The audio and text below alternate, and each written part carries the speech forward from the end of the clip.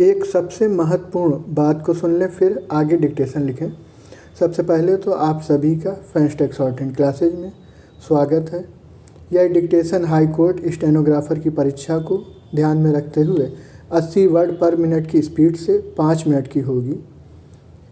जो महत्वपूर्ण बात है वह यह है कि आप सभी लोग जो भी इलाहाबाद हाई कोर्ट के स्किल के लिए तैयारी कर रहे हैं वह इसको अच्छे से लिखने के बाद 35 मिनट का टाइमर लगाकर इसको लिप्यांतरण कर लें और उसके बाद टाइप किए हुए मैटर को मिला लें और गलती जो हो उसको कमेंट में भेज दें।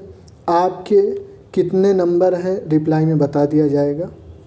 और किसी भी प्रकार की स्टेनो से संबंधित प्रॉब्लम्स के लिए टेलीग्राम या चैनल पर कमेंट कर सकते हैं। आपको ये डिक्टेशन जब तक एग्ज़ाम नहीं हो जाता तब तक आपको डेली मिलती रहेंगी। आप सभी लोग तैयार हो जाएं, डिक्टेशन स्टार्ट होगी 5 सेकंड बाद। मूल कारण अपडेटेड आईटीआर का था। किन्हीं कारणवश जो लोग अपना आईटीआर नहीं भर सके या कुछ गलती कर बैठे उनकी आय का निर्धारण ठीक से नहीं हो पाया। वह सभी इसका लाभ ले सकें, लेकिन आयकर धारा 139(8)(a) से अब लोग एक तरीके से दंडित हो रहे हैं। सरकार को चाहिए कि पुराने आयकर रिवाइज्ड रिटर्न संबंधित प्रावधान धारा 139(5) अथवा 139(4) से मिलता जुलता अपडेटेड आईटीआर का प्रावधान लाए। पैरा महोदय, जीएसटी में बदलाव की सख्त जरूरत है। पेट्रोल डीजल को जीएसटी के तहत लाया जाए अथवा पेट्रोल डीजल सीएनजी इत्यादि पर अतिरिक्त सीमा शुल्क, उत्पादन शुल्क, वैट आदि को घटाने की सख्त जरूरत है, जिससे महंगाई घटे और ऑटोमोबाइल सेक्टर और उत्पादन सेक्टर को राहत मिले। सरकार चाहे तो वित्तीय घाटा कुछ आयकर बढ़ाकर पूरा कर सकती है। इसका एक विकल्प अति धनवान पर टैक्स हो सकता है। पैरा महोदय, इन दिनों पड़ोसी मुल्क पाकिस्तान में महंगाई की हर तरफ चर्चा है। भारत में भी पिछले कुछ दिनों में खाने पीने की चीजों में बेतहाशा बढ़ोतरी हुई है। गेहूं, आटा, सरसों तेल जैसी चीजों की कीमतें बढ़ी हैं और इस पर कंट्रोल सख्त आवश्यक है।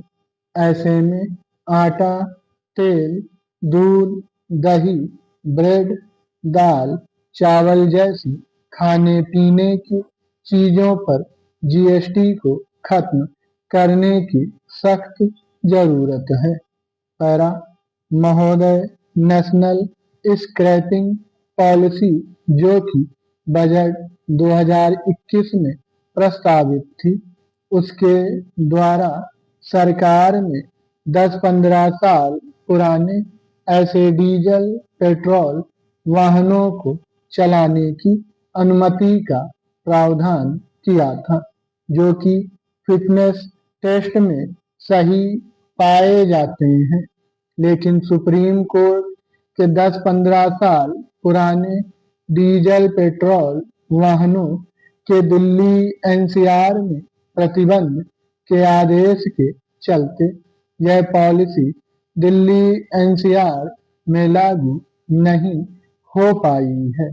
खुद केंद्रीय मंत्री नितिन गडकरी कह चुके हैं कि सरकार की मंशा यही थी कि पॉलिसी पूरे देश में लागू हो। चूंकि अभी दिल्ली में यह पॉलिसी लागू नहीं है, ऐसे में उन वाहन चालकों को परेशानी हो रही है, जिनकी गाड़ियां 10-15 साल पुरानी तो हैं लेकिन फिट हैं और प्रदूषण नहीं फैला रही हैं। सरकार को चाहिए कि बजट इस विवाद पर प्रावधान लाए। इससे कार चालकों के अलावा छोटे मध्यम वर्ग की कार पार्ट्स उत्पादन कंपनियों, फर्म, कार चालक, टैक्सी चालकों को लाभ होगा।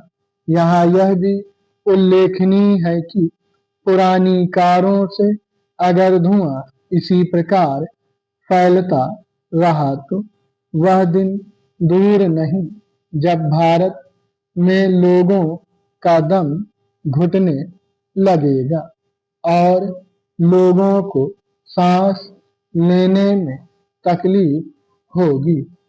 स्टॉप।